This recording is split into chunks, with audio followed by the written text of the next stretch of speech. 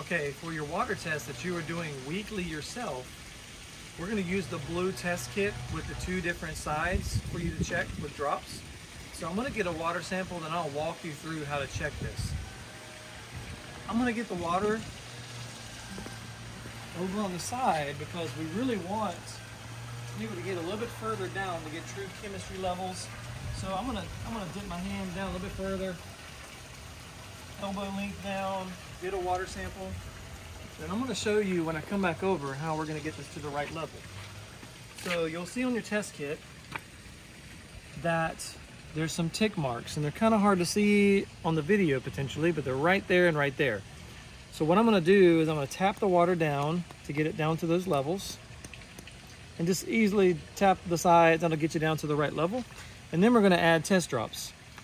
So the red test drops on the left side are pH, and so I'm gonna add 4 drops. 1, 2, 3, 4. And on the right side is also 4 drops, and this is in your instructions on the blue box. 1, 2, 3, 4.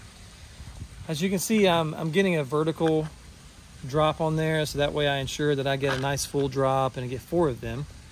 You have these little nice caps that allow you to shake it up and get it mixed up nicely so you can read some colors. And so what we're going to look for is the color variation next to what the recommended levels are. So if we'll start on the left side with the pH, you'll see that in this exact test, the pH is starting to get around the higher side, 7.8 to maybe even a little bit higher.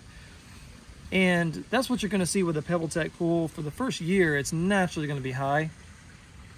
And so you're going to be adding muriatic acid every week to lower your levels down. It is very critical that you don't just ignore your pH, because that will completely eat the finish of your pool. And so you want to make sure weekly you're checking this. If it's high in levels, like this one is, you want to go ahead and add the appropriate amount of muriatic acid to lower this level down. And then you'll see that the pool naturally climbs back up again. So that's going to be a battle of pushing this down for the first season. So we typically recommend that you buy muriatic acid in boxes of multiple gallons, so you have the opportunity to have it on site. It's going to be something you're going through a lot of the first year. But again, as a reminder, very critical, keep your pH down to the ideal level. Once you're past the first year, then you'll see it normalizes a little bit better, but you're still managing it over the life of the pool and keeping it in the right range. The right side is going to be your chlorine. So the chlorine level that we have in this pool really is about right. If you start getting too high, what you're going to sense is a little bit, it's like, man, it's a little bit too strong for my taste. You can actually turn down your chlorinator on your app. So let's say you're running it at 40%, maybe kick it down to 35%. Give that a chance of the next week or so to see if your levels come down to where you want them. But this is how the chlorine is testing. I did a video separately on salt, just to revisit that. Add the salt into the pool, make sure it's in the right level, then set your chlorinator to the correct percentage. Then you're going to test for this and make sure you're actually creating the right amount of chlorine that you want. But again, these 2 are your weekly checks. Those are your critical ones.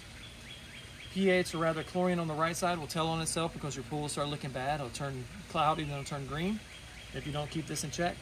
pH, a little bit harder to know if it's out of whack without testing it, but it's very damaging to your finish.